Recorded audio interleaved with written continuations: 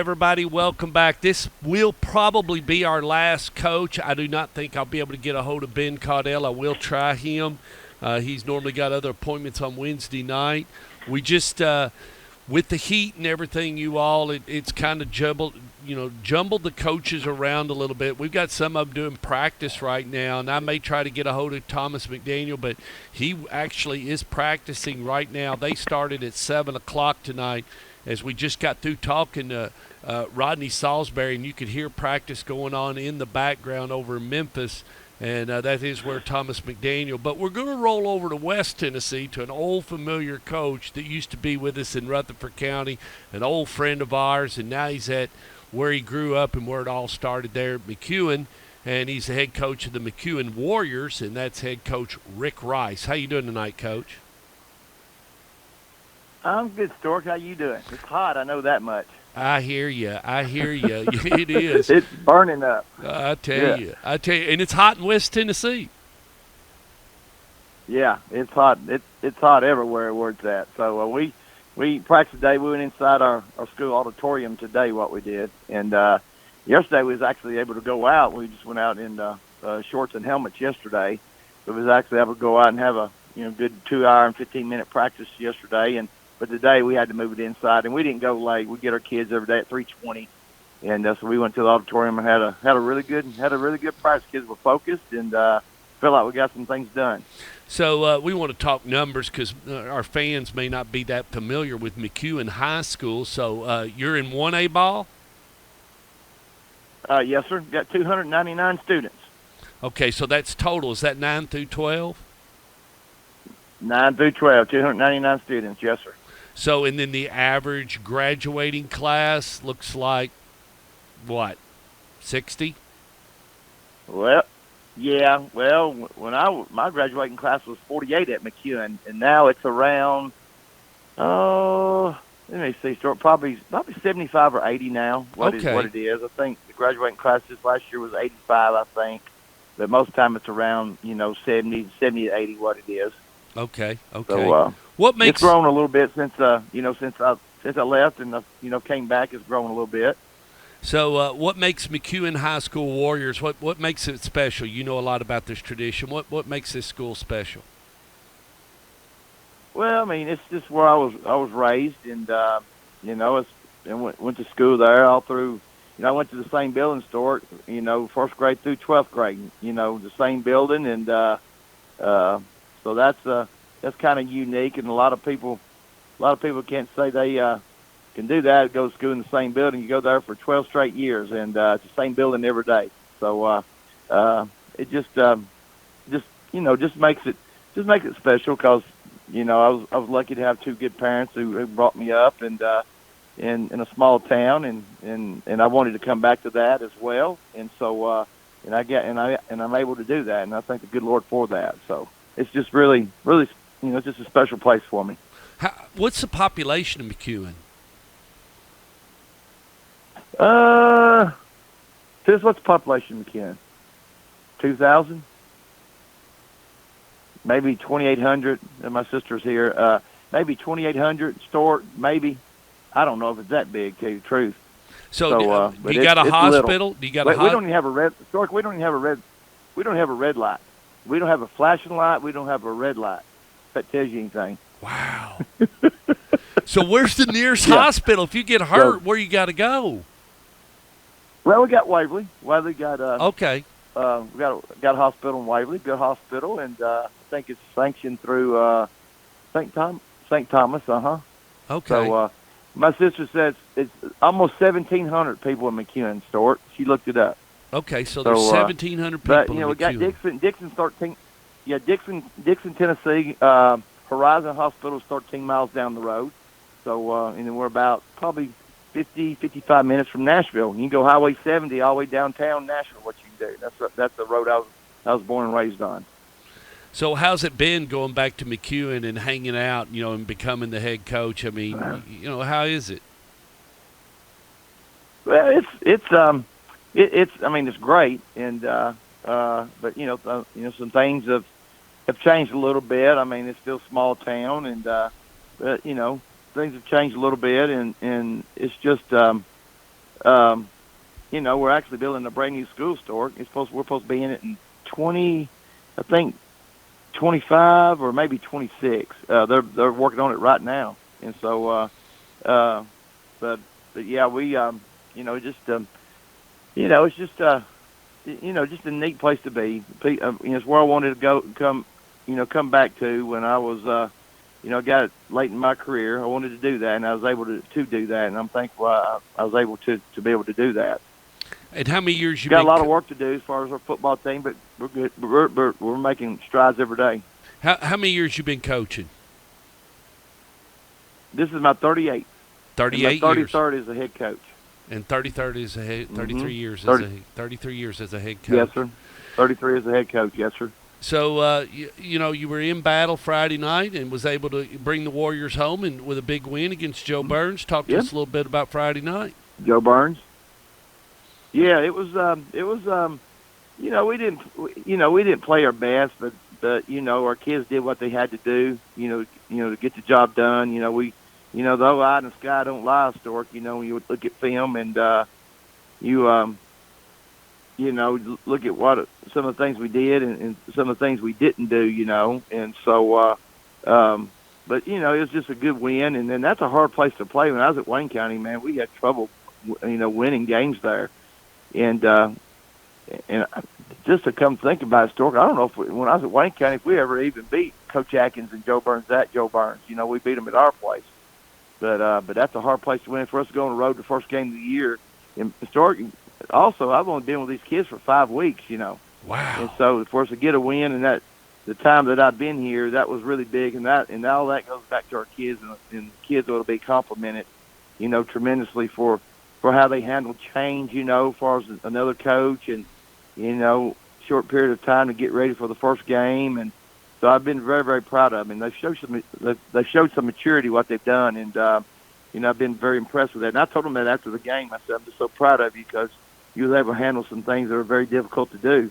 And I said, change is not easy. And so, but they've handled it. And so, for us to go on the road and win at a place like Joe Burns, made it even better.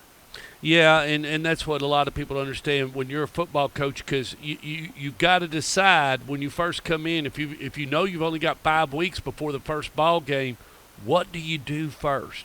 What is the biggest thing I need to accomplish this week, next week, and as you build up? I mean, there's no time to lift weights. That's over with. It's now trying to figure out, who can play, who can't play.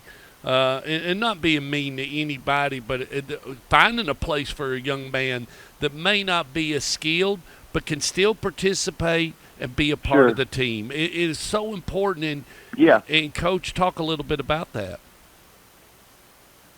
Yeah, when you come into a situation like the situation I have, you gotta keep things really simple, and I've done that. There's a lot of things I want to do, but I can't right now. Maybe later on down the road we'll be able to do that. But from an offensive and defensive standpoint, we had to keep things, very, very simple, and just keep repping, maybe 3 or 4 plays and get really good at them, and plus for some of the kids, with the coaching change, it gave some of those kids, maybe an opportunity to show what they can do. Maybe they, didn't get a chance with the other coach. And we've had a couple of kids that's done that. I got one kid in particular. I got a really good tight end kid named Jacob Harbison. He was playing the offensive line. I knew the first day I saw him, and I got to have a tight end in my offense. I've got to have one. And if I get 2, then that's even better. But I moved him the first day to tight end what I did, and that's been huge for what we've been doing offensively. And he's a really good defensive player too. So, but I just think you just got to keep things simple and maybe not. I'm not saying be hard because I've been pretty hard on them, but not maybe, coming in and being just a hard butt in some ways. I guess that's the word I should say, Stork. And not being easy or anything, but just trying to know the kids, get into knowing the kids and understanding the kids, and see what buttons I need to push, on certain kids. So, and I've got that. I've pretty much got that taken care of now. So, but anyway, it's it's been interesting. I can tell you that because we have 5 weeks to get ready for Joe Burns, and like I said, that's not an easy place to play. Well, and you were talking about it. You can almost teach anybody how to block on offense and defense, but to play tight end, you got to be sharp, don't you, Coach? I mean, you got to be able to execute. Oh yeah. In in my offense, you know, in my offense, way I call plays and stuff, my tight end has got to be a kid that's got to think a little bit because anything I call is as far as formation wise is opposite of what I call the other kids. Like I've got my X receiver, he hears right, he goes right. Well, if my tight end hears right, he goes left. So yeah, and for a kid like Jacob, to understand those things pretty quick, he did. He's, oh, that's easy, coach. I said, oh God, good. So but he's a sharp young man, and so he's had we play him a lot of positions. I even had him in the backfield some too, Stork. He's a really hard runner. So he plays defensive end and linebacker on defense. So he pretty much does a lot for us. But I got a lot of kids that do a lot of things too, But the tight end position for me as a coach is probably my most important, most important position really, as far as play calling for me on offense. So he's a good one to have. And a lot of fans that are listening right now, they would not pick that if you drew every position on the offensive, whether it be the center, the quarterback. I mean, most people would say it's a quarterback, and here you are saying, that tight end, he's got to be able to execute. Oh, yeah. And a lot of people, they wouldn't pick that. I've got a good little quarterback, Stork. Landon Davis has improved tremendously the 5 weeks I've had him, and he's done great. But yeah, I mean, you got to have a quarterback. But as far as my play calling, Stork, I've got to have a tight end, and a lot of other coaches will tell you that too, man.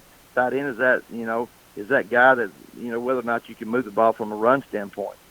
So and we were able to do that, against Joe Burns the other night. And defensively, how did you feel like you did in against Joe Burns? Yeah, we could have played better there. Okay. They spread us out, and we got some things that we really wasn't happy with and kind of comfortable with, and that's kind of, we kind of did like a couple of changes, as far as the defensive schematic standpoint, Yeah. So, but we bend, but we didn't break, So, and that's exactly what happened tonight. The second half, I thought we did some really, really good things. We shut them out the second half. So, but first half, I ain't gonna lie, we struggled with some things. I had a quarterback that was really, really good. Kind of reminded me of Michael Vick, who did, and we had a hard time tackling him. What we did. So, did you feel like? But anyway, but our defense second half, I was very proud of. Did you feel like your your halftime adjustments were where you needed them to get the defense turned around there? Yeah, yes, from a defensive standpoint, from